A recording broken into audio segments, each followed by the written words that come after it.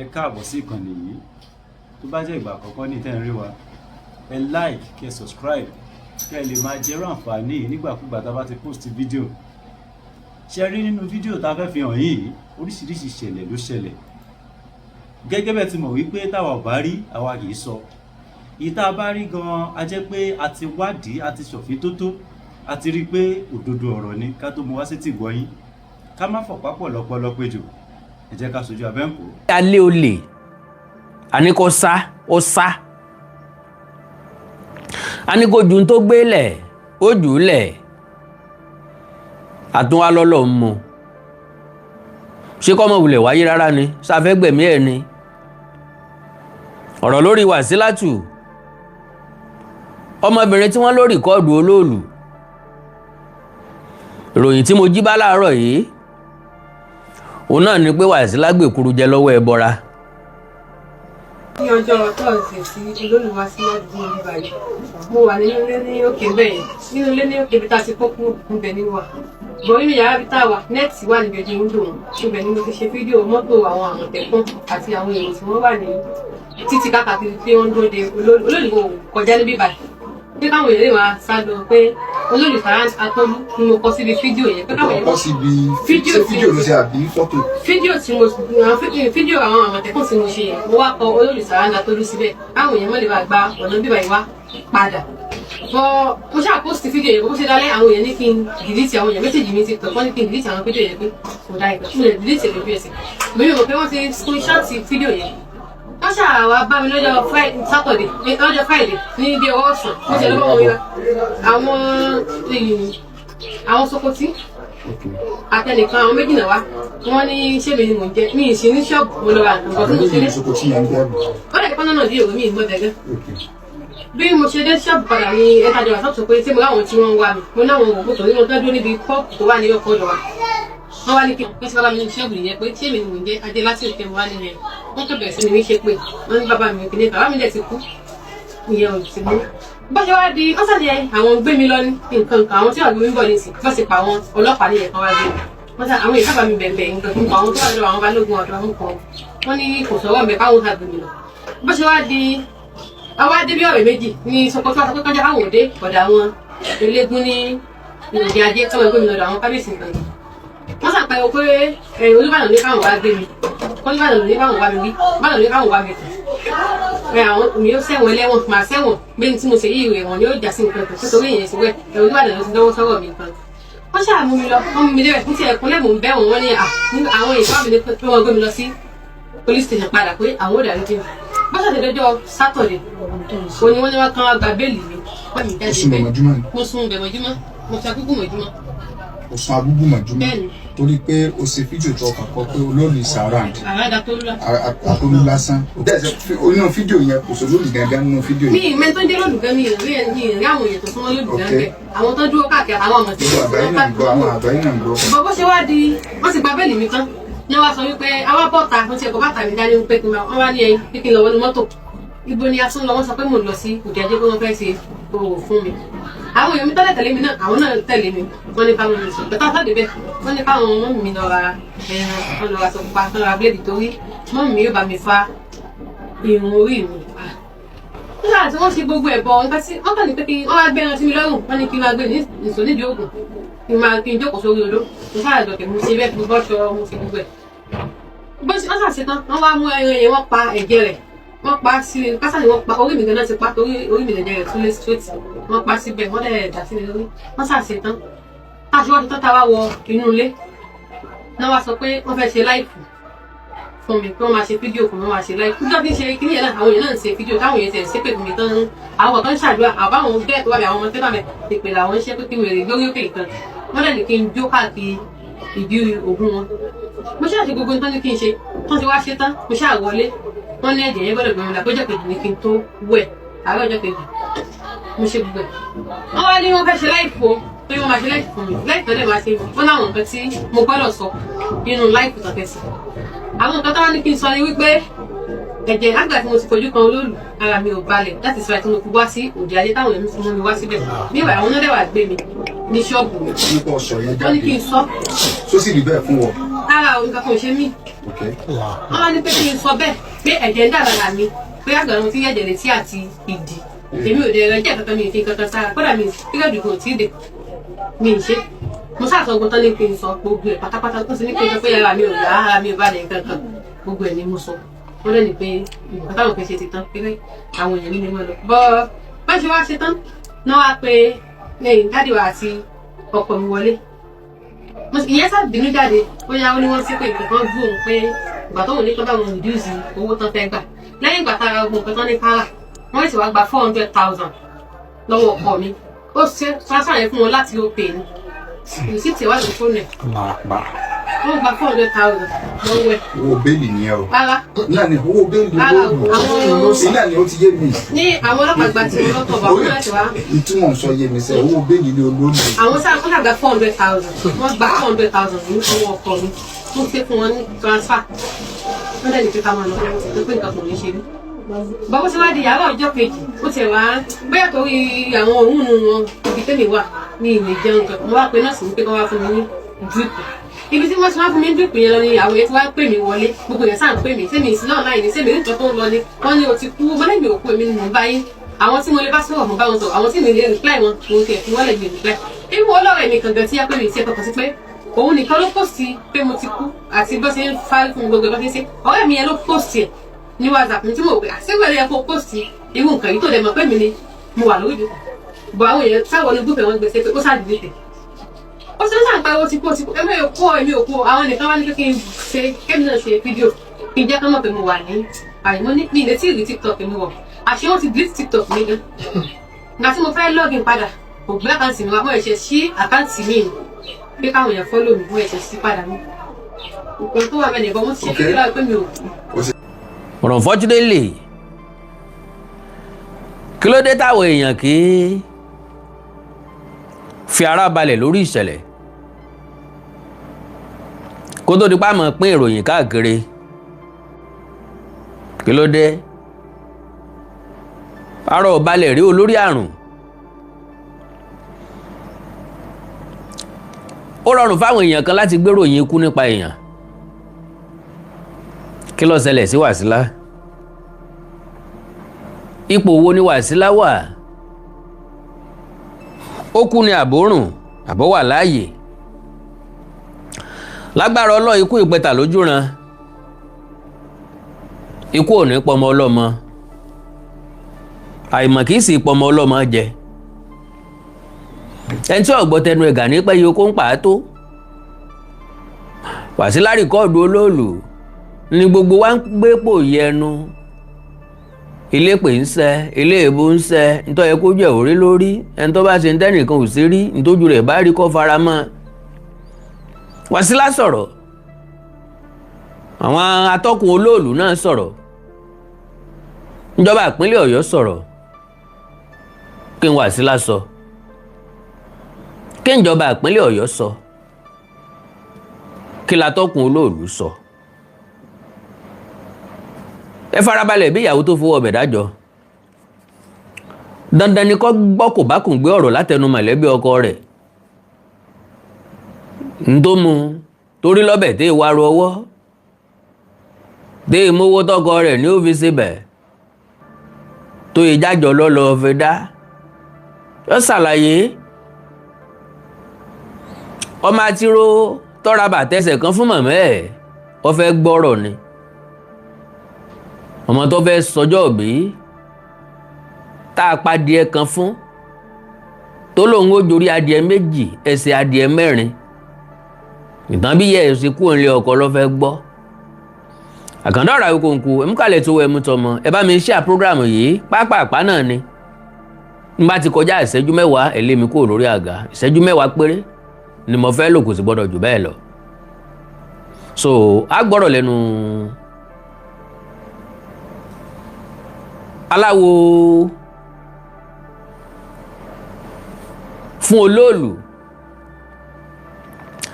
a gbọ́dọ̀ lẹ́nu Wàsílà fún rẹ̀ a sì gbọ́dọ̀ lẹ́nu ìjọba ìpínlẹ̀ Ọ̀yọ́ well okay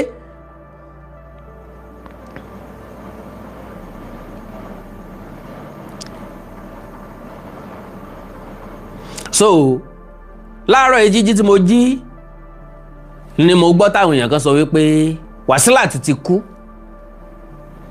but lo and behold arábìnrin yẹn ò kú kò sì ní kú lágbára Ọlọ́run dáwọ́lé, Ọlọ́run tiẹ̀ ti dáwọ́lé already. Ṣùgbọ́n kí làwọn ìṣẹ̀lẹ̀ tó ṣẹlẹ̀ àti irú ìṣẹ̀lẹ̀ bẹ́ẹ̀ tó ń ṣẹlẹ̀. Now ní comment section program tí mo ti ṣe ni mo ti rélé my uncle sold oro, which is deity and the traditional heritage of my family. All the family elders call everyone who knows about the missing deity and all denied. Ntẹ́ni yẹn sọ ni wípé ọ̀nkú àwọn kan ta oro ìdílé àwọn, ìṣẹ̀ṣe ìdílé tàwọn. Gbogbo ẹbí wá péjọ, àwọn àgbààgbà ẹbí péjọ. Ta ló sàn sọ̀rọ̀ ẹ̀ sọ̀rọ̀? Ta ni nínú yín lọ́fàwò tó nù ìjẹsù? Lọ́fọ̀bẹ tó nù ìjẹsù? Gbogbo wọn sẹ́, agbọ́n sẹ́, oyin sẹ́. At the end of the day, ẹni tó gbé ó kú láàrin ọjọ́ mẹ́ta. Ntọ́sẹ̀lẹ̀ sí ìdílé wọn lélẹ́yìí. But the man who actually did the act died the third day, and the man who bought it from him, ó dá padà. Ńgbà tí ò ní sinmi. And the man who bought it from him returned it the next day, saying he can't proceed with it. He was actually saying a lot that happened to him within short period that is in possession of the deity. That is, ẹni tó rà ilé ọ̀gbá ọ̀nà ọ̀gbá tí ṣe wí àràgbá ló dé bá. Ó dá padà. Ẹ dákun o, ẹ má bínú ń ọ̀rà mọ́ o. Olóríṣiríṣi àjálù ní ṣẹlẹ̀ so níwọ̀nba àgbà tí kinní ọ̀hún fi wà nílé òun. Ìṣẹ̀ṣe ń bẹ. Ìṣẹ̀ṣe sì làgbà. Ìṣẹ̀ṣe làgbà oògùn. Now, ẹni sọ pé that was not the first time. People will be testing the power of Ololu as a paramount masquerade in Ibadan land. Ajagbemokeferi did the same thing sometimes in 1974 or thereabout. You see, all these religious bigots have nosedived the inherited culture of our fatherland in Yoruba land.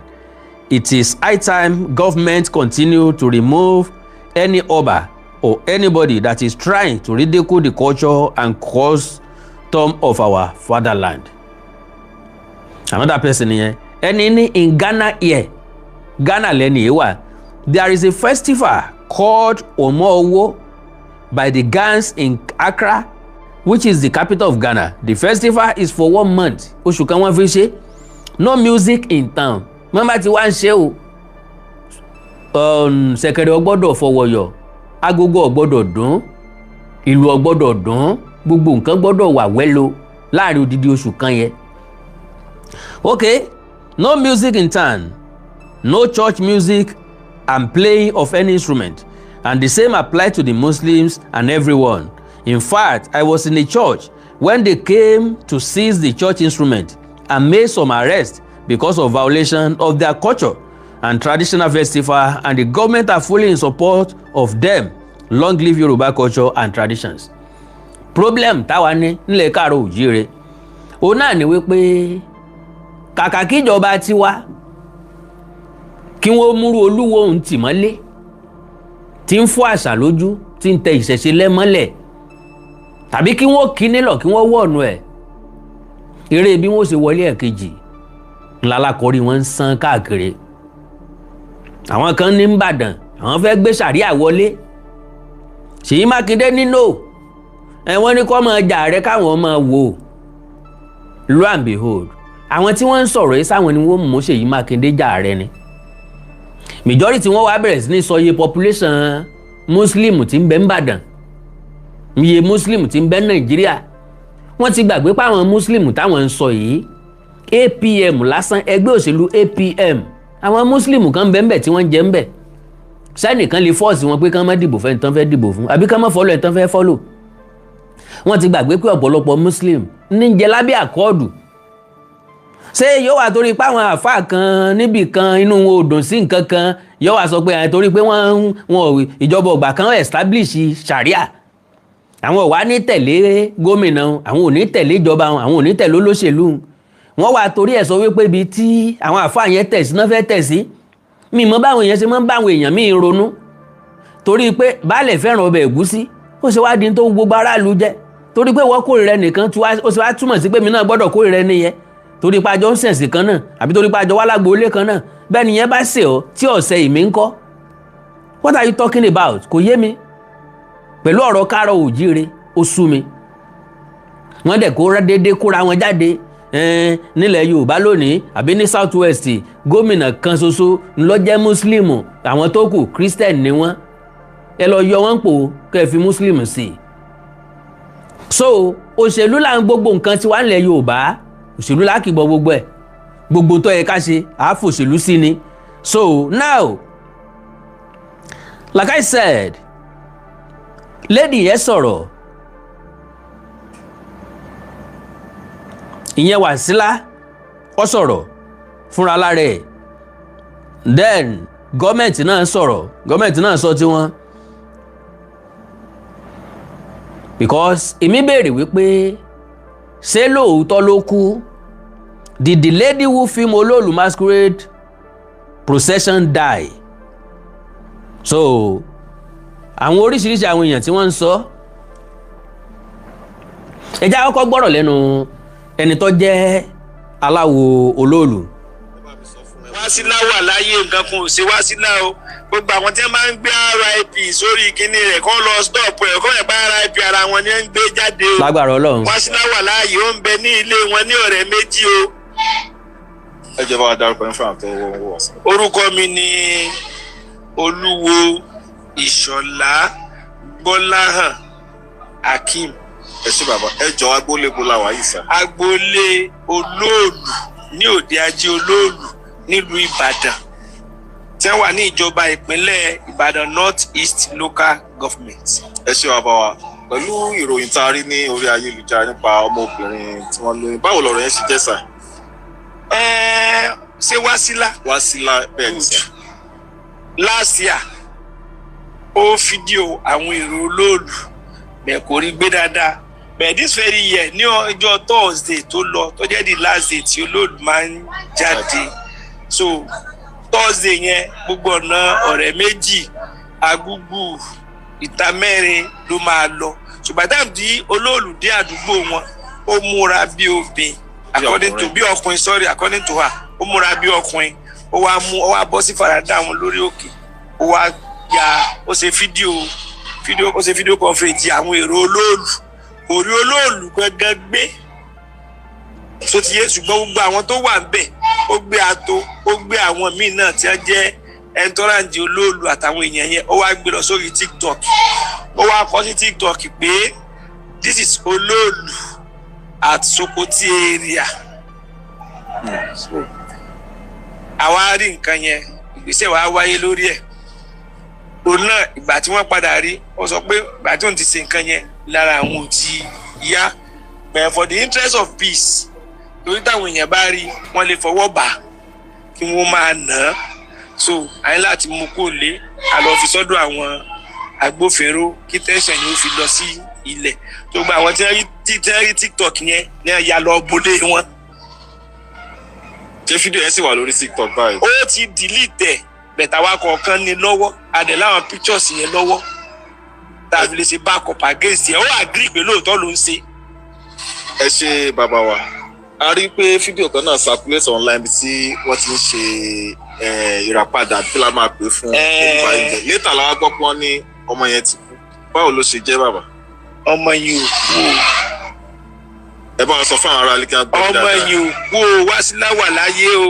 ẹ bá mi sọ fún ẹ. Wàsílà wà láyé nǹkan kan ò ṣe Wàsílà o gbogbo àwọn tí wọ́n máa ń gbé RIP sórí kinní rẹ̀ kọ́ lọ stop ẹ̀ kọ́ ẹ̀ bá RIP ara wọn ni ń gbé jáde o Wàsílà wà láàyè ó ń bẹ ní ilé wọn ní ọ̀rẹ́ méjì o so gbogbo information tẹ̀ ń gbọ́ tẹ̀ lórí Facebook àbí anything yẹn pé RIP Wàsílà irọ́ ni ọmọ yẹn wà wọ́n ti ṣèrà padà fún nìyẹn kò sí nǹkan kan tó máa ṣe mọ́ àwọn rúmọlẹ̀ wọ́n ti gba tí wọ́n fẹ́ gbà wọ́n dẹ̀ ti tú sílẹ̀ pé kò náà mọ́ ṣe mọ́ onáàlẹ́tọ̀ ẹnu ààrẹ sọ pé òun ní í ṣe mọ́ so irú kú ló wá fẹ́ pa sáà ní ẹ fẹ́ pa fúnra wọn ní tẹ́ fi ń gbá RIP sórí kinní rẹ̀ kò tí ì kú o. Wásílà ń bẹ láyé ń bẹ lé wọn lọ́rẹ̀ méjì o.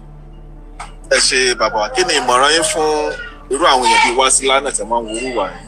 Wásílà nǹkan ti fún ọ nímọ̀ràn jọ yẹn ó ní kí wọ́n má dẹ́jà ó ní tí wọ́n bá ti sọ pé èèwọ̀ ni pé òun ti ṣe báyìí ojú òun ti já pé láyé òun tọ́jú Olóòlù bá ti ń bọ̀ gan òun ọmọ Ìbàdàn ẹlẹ̀ nígbà Olóòlù bá tán òun padà wá sí Ìbàdàn torí tójú òun rí Ọlọ́run ni ò pa òun so káwọn kíkàlùkù náà rí kí wọ́n fi sàríkọ́gbọ́n mẹ́sẹ̀ mọ̀ pé tẹ́ ẹ bá sọ wọ́n ní bàbá mẹ́yìn lọ́wọ́ ọ̀tún tá a mẹ́yìn lọ́wọ́ òsì tá a fẹ́ yìnyín láti bí ìdẹ́sẹ̀ ẹni tí ò ní yìnyín ò ní yìnyín so kò sí bẹ́ẹ̀ bẹ́ẹ̀ ṣe ẹni tí ò ní gbọ́ ò ní gbọ́ ẹni tí ò ní gbà ò ní gbà kórì tèmi ọmọ ṣèmi ní adọ́run mòótọ́ o. ẹ ṣe bàbá wa lórí ọ̀rọ̀ táwọn èèyàn wa máa ń sọ online torí àgbọ̀ máa fi gbogbo ẹnu sọ tí wọ́n máa ń ní Yorùbá level ṣé Yorùbá level ni ọ̀rọ̀ Olóòlù. kíni dé Yorùbá level ṣe bí kálukú ṣe tí ó jẹ ni kálukú wá nǹkan jẹ ní Yorùbá level ẹ ń bá fẹ́. bàbá mi tó fi wọ́n ṣe ẹ̀yẹ. òòsàn kì í ṣe Yorùbá level o má dé bẹ́ẹ̀ ni o tó bá ti ṣe ń èèwọ̀ ẹni kójú ìrè orí tí ò yẹ kójú ẹ̀ orí kò sí ti jẹ́ Yorùbá level tí wọ́n fẹ́ sọ Yorùbá level báyìí lè máa sọ bóyá lórí ọ̀rọ̀ ọba bóyá lórí àṣà mo dára pé nǹkan yìí èèwọ̀ ni tó wá ní Yorùbá level ní tó lọ kọ́ ẹ̀gbọ́n tí wọ́n ìlú tí wọ́n máa lù fún Olóòlù ni wọ́n á ní ó dúró lóde ó dúró dèṣù ọ̀dàrà pé wọ́n tó bá dúró de Olóòlù níwájú tẹ òun dúró dèṣù. ó dúró dèṣù èṣù ó ṣe yóò ṣe máa àwọn nǹkan rẹ̀ kò tí ń díjẹ́ Yorùbá level lọ́dọ̀ Olóòlù wọ́n débẹ̀ ni tó bá ti débẹ̀ ó jìyà bẹ̀ fàkàtì. ẹ ṣe bàbá wa ẹ bá wa dárúkọ nílẹ̀ kan sí. orúkọ mi ni Olúwo Bọ́láhàn Ìṣọ̀lá Akeem tí mo jẹ́ akọ̀wé fún mọ́gàjì ilé ajé mo tún ń ṣe akọ̀wé fún odidi ilé ajé Olóòlù. alright má rú lóògùn ẹrù béèbó bá rú ọrùn ọwọ́ nítorí bá ti pè léèwọ̀ my lovely brothers and sisters má tẹ̀rí sí o àpá kìí dàbí ojú ara opó kìí jọ àtọwọ́fẹ́ ẹ̀gbìn kìí jọ ẹ̀lọ́ ìlẹ̀kẹ̀ mi jámà tún so okùn yìí gùn tó kùn kí nǹkan ọmọ ṣèyàn lọ́dà ó ṣe mí mo tọ́jú ẹ̀ kìí bọ̀ sípò mọ́ òwe mi àgbékalẹ̀ ọ̀rọ̀ mi ti yí àwọn ọ̀jọ̀gbọ́n tí mo gbìyànjú àti mú jáde ńbẹ̀ fún ọ ni pé ọ̀dà kọ́ mọ̀ ṣẹlẹ̀ síyàn ju pé kọ́ ṣẹlẹ̀ síyàn kéèyàn máa wọ́nà àbáyọ ìsun ẹ̀jẹ̀ dá ìsun ẹ̀jẹ̀ ọ̀dá lóòótọ́ ṣùgbọ́n wọn bá nǹkan tó ti rọra ṣéun gbogbo ojú tó ti rí un ariwo tí wọ́n ti pa ń bẹ̀ gangan ni wọ́n ń pè ní ẹbọ ọbẹ̀ gangan lẹ́nu aráyé tí wọ́n ń pè lẹ́bọ ń bẹ̀ Wásílà gẹ́gẹ́ bí àlàyé tí wọ́n ṣe ó gbìyànjú ẹ̀ lẹ́sìn láti rìkọ́ọ̀dù Olóòlù tí wọ́n lóbìnrin kì í rí tàbí kì í róbìnrin ó gbìyànjú láti rìkọ́ọ̀dù ẹ̀ kú rí rìkọ́ọ̀dù lọ́dún eléyìí ó wá múra bí ọkùnrin ó mú ṣe kíni ó múra bí ọkùnrin ó rìkọ́ọ̀dù kò tún rólóòlù gangan náà rìkọ́ọ̀dù ìyẹ́lẹ̀ ó máa wo ìyẹ́lẹ̀ ó máa wo lẹ́yìn ẹyẹ o ẹ ò tẹ́yẹ rí ìyẹ́lẹ̀ ó máa wo àkàndá ìyẹ́lẹ̀ ó máa wo lẹ́yìn ẹyẹ o kò rí Olóòlù rìkọ́ọ̀dù àwọn alátẹ̀lé ẹ̀ náà ló tún rìkọ́ọ̀dù ó wá bóńlé pàdé Wásílà dìnáì ó lóun ò rìkọ́ọ̀dù Olóòlù lóòótọ́ ló ń lọ sí ṣọ́ọ̀bù òun lágbègbè ọ̀rẹ́ méjì òun ò ṣílẹ̀kùn ṣọ́ọ̀bù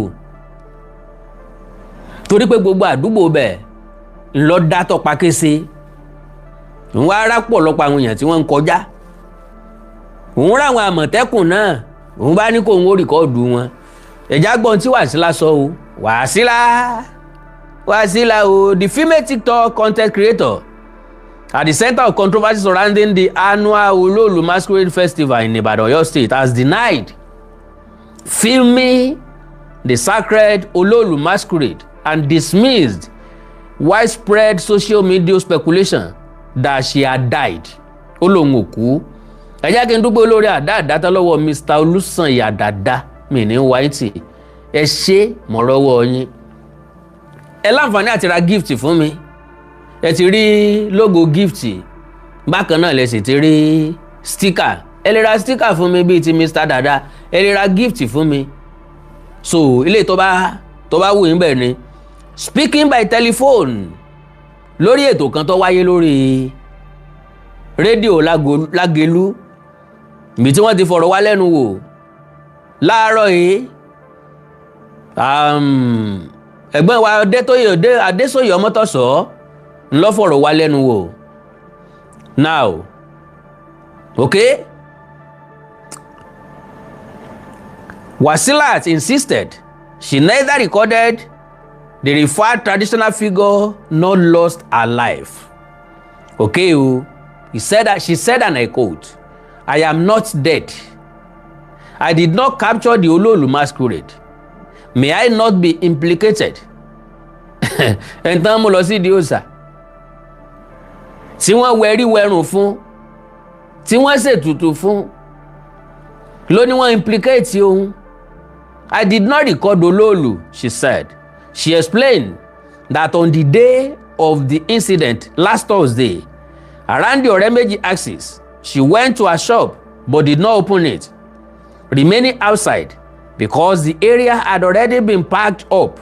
She said she saw people and an Amotekun vehicle passing, filmed that scene and posted it online. She maintained did not pass.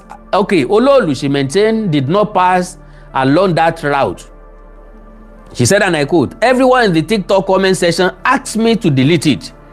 The following day, while I was at the shop, they came to meet me there. I do not know why the eyewitness on Thursday did not defend me. I don't know who came up with that agenda, but I know God will judge." Ẹja wo nǹkan tí arábìnrin yìí sọ. Now, fúnra lára ẹ ló rìkọ́ọ̀dù, fúnra lára ẹ ló post ẹ̀ sórí TikTok. Àwọn èèyàn wá gbogbo àwọn tí wọ́n comment sábẹ́ post ẹ ní TikTok yóò dáa fún wọn. Ọlọ́run ó kẹ́ wọn bó ṣe kẹ́mọ rẹ́ ni kí ọmọ káàbá.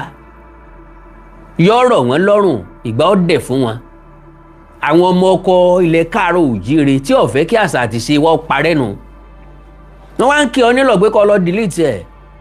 Kennedy torí pé obìnrin ni ọ́, a sì nígbàgbọ́ pé olóòlù kì í rí obìnrin. Obìnrin kì í wo olóòlù. Wọ́n á mọ̀ ń prayer pé kó delete ẹ̀. Ó wá delete ẹ̀. Ìwọ gangan fẹnu ẹ sọ wípé orí consequences. Oríṣiríṣi nǹkan ṣẹlẹ̀ sí ọ. Bọ̀ nísìnyí, ó wá fẹ́ deny ẹ̀ pé kò rí bẹ́ẹ̀. All right. Pápápá ẹ jẹ́ kí n sáré lọ bí. Now, ọ̀gbẹ́ni kan tí wọ́n pè ní Ayọ̀ Adams, who reportedly visited the Ololu compound in Ibadan on August 3rd. Òun náà ni ẹni tó sọ̀rọ̀ tán yìí said an embattled lady at the center of a viral video had reunited with her family. The woman, identified as Wasilat, allegedly developed unusual health symptoms after filming a figure linked to Ololu tradition in the Oremeji area of Ibadan. The Olubadan spokesman clarified that Wasila did not capture the sacred masquerade itself, but filmed Alawo Ololu, a separate figure in the tradition. Ololu gangan lọ, èéfín iná lásán lórí kìí solúkòso gangan. Èéfín iná lásán lórí rìkọ́ọ̀dù kìí solúkòso gangan. Ta lẹni náà tí ó gbéná wojú ẹkùn láì sáwo?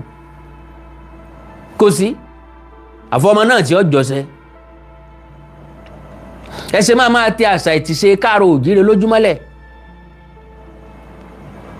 So, now, A young woman simply identified as Wasila, who appeared in a viral video performing traditional rites at the Ololu compound in Ibadan, is alive and has returned home to her family, according to a documentary photographer who visited the site.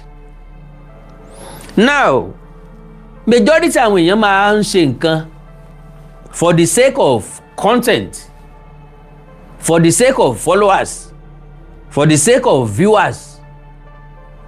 Wọn ò dẹ̀ mọ̀ wípé nǹkan táwọn ń ṣe bad gan láti lọ kọ RIP sórúkọ ọmọ ọlọ́mọ bọ́ bá jẹ́wọ́ ńkọ́ ǹjọ́ gbàrú ẹ̀. Lóòótọ́ ọ̀pọ̀lọpọ̀ wa ni wọ́n ti kọrú ẹ̀ fún. Gbólóhùn kan lèmi fún ẹni tó kọ́ ń jò ní ń pé ẹni ojú bá ń kán kọ́ máa nìṣó lọ ń dè mí. Ojú ọ̀kan mi torí wọn kánjú wáyé n ò sì ní kánjú padà. N ò tí ì jẹ́sẹ́ tọ́lọ́run rán mi wálé ayé wá jẹ́. Ràlẹ̀ràlẹ̀ mo sì ń jẹ́ lọ́wọ́, n ò tí ì jẹ́ ojúlówó iṣẹ́ gangan. So ẹ ń bá ro kúrò mi kọ́ mọ̀ nsó lọ́rùn dè mí. So ẹ má ro kúrò ọmọ ọlọ́mọ o. Ó ṣàṣìṣe kò sẹ́dá tí ò lè ṣàṣìṣe. Àṣìṣe rẹ̀ yóò kọ́ ọ̀pọ̀lọpọ̀ èèyàn lẹ́kọ̀ọ́, yóò kọ́ ọ̀pọ̀lọpọ̀ èèyàn lọ́gbọ́n, fẹ́ni tó bá fẹ́ gbọ́n, ẹni tí ò sì fẹ́ gbọ́n wàhálà alẹ́ ayé tiwọn. Eléyìí ọ̀kan lúwa rẹ̀, òkú tí ì ṣe tẹni ọjọ́ tó fọ̀. Fàyè pé kọ́mọdé ọmọ dẹ́tẹ̀, bó bá ti lóun lè dánú gbógbé, bó bá lè wu ọmọ kó hu eyín gangan, bó bá ti lè rétí òkè fìbò. Kí n tèmi díẹ̀ ń tàlàbánú apẹ́ ẹ̀dùn. Bí wọ́n bá pe nǹkan léèwọ̀, ìwọ máa ṣe. Bẹ́ẹ̀ bá ń sọ fÓlúwo, bó bá ti di tọdún tí ń bọ̀, kó bá ń káwọn ẹlẹ́hàá kí wọ́n ń so ń bàdàn ń bí ọdún Olóòlù. Kórè káwọn ẹlẹ́hàá kó lọ kó wọn wo Olóòlù. Bó bá jẹ́ pé lóòótọ́ ló láyà. Bí wọ́n bá bọ̀ láyọ̀ àtàlàáfíà tí wọ́n ọ̀sẹ̀ jẹ́ ń di, ń ó di mùsùlùmí. Mọ́dọ̀mọ́dún rẹ̀ nù o. Kódà kí nǹkan kan mọ̀ sí wọn, kí wọ́n mọ̀ ta pọ́npọ́n, ń ò lè torí ẹ̀ di nǹkan kan. Mọ́ gọ́rẹ́ o.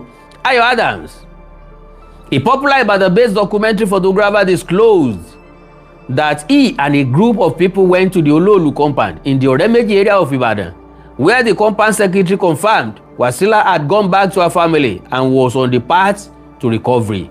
Wasila is alive and recovering after the viral Ololu compound incident in Ibadan. According to to Ayo Adams, he said, and I quote, "The lady has reunited with her family and is currently recovering." Adams quoted the compound secretary as saying, "Ololu, how the controversy unfolded." According to Adams, Wasila had secretly filmed a crowd gathering at the Ololu compound. She later told some Ibadan residents that her health had begun to deteriorate, and she attributed the condition to her decision to record the scene. Adams also alleged that police operatives escorted Wasila and members of her family to the Ololu compound, where traditional rites were carried out.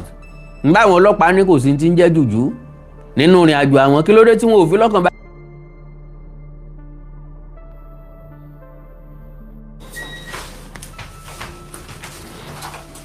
Ogun kan nù, àwọn NEPA gbọ́dọ̀ múná lọ tí n bá ń ṣe program lọ́wọ́. Ogun kan nù, wọ́n gbọ́dọ̀ paná ṣá n bá ń ṣe program lọ́wọ́. All right, so Adams also alleged that police operatives escorted Wasilat and members of her family to the Ololu compound, where traditional rites were carried out. A video of a TikToker in the shrine, believed to be inside the Ololu compound, subsequently went viral. Olubadan Palace clarifies viral Ololu video. Meanwhile, Chief Adeola Oloko, the spokesperson for the Olubadan of Ibadan land, Oba Rashidi Ladoja, offered additional context on Monday, August 3. Oloko stated that the woman did not film the sacred Ololu masquerade itself, but rather Alawo Ololu, a figure connected to but distinct from the main Ololu tradition, as the procession moved through a street in the Ibadan axis. Oloko said, and I quote, "She did not capture Ololu, she mistook it for Alawo." Ololu gangan kọ́ ló rìkọ́ọ̀dù, Alawo ló rìkọ́ọ̀dù. we contacted the Magaji of the Ololu compound, and he confirmed that a woman who mistook Alawo of Ololu for the real Ololu masquerade captured it on the street. Lady recovering after Ololu ritual, Oloko said that shortly after the footage was posted online, Wasilat reportedly experienced an unusual physical condition, which prompted her family to reach out to the Ololu custodians for assistance. After posting it, she realized the blood in her body began to dry. So her family reached out to the Ololu people immediately, and they attended to her in accordance with the tradition of the land, he said. Furthermore, the Olubadan Palace stated that women are traditionally forbidden from seeing Ololu, and he described the incident as a consequence of the prohibition being broken. He said, and I quote, "We have told people to obey simple instructions. Women are not supposed to see Ololu, but out of curiosity, she disobeyed."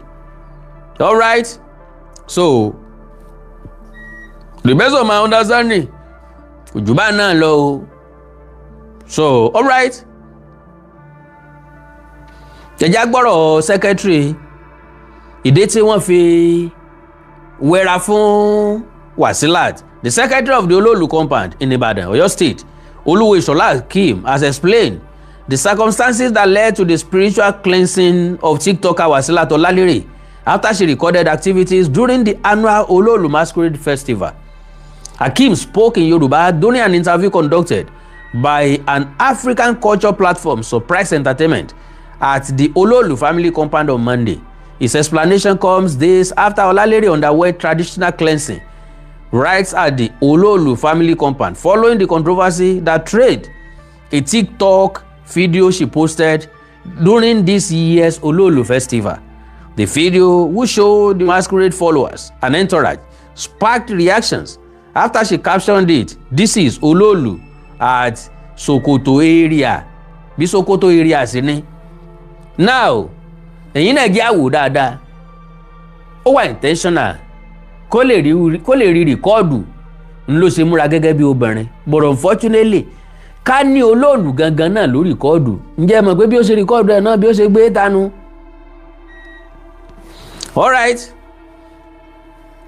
The video, okay, this is Ololu at Sokoto area. The TikToker was subsequently taken to the Ololu family compound, where she participated in traditional rites after admitting to recording and sharing the footage, despite long-standing custom prohibiting members of the public from filming the referred masquerade.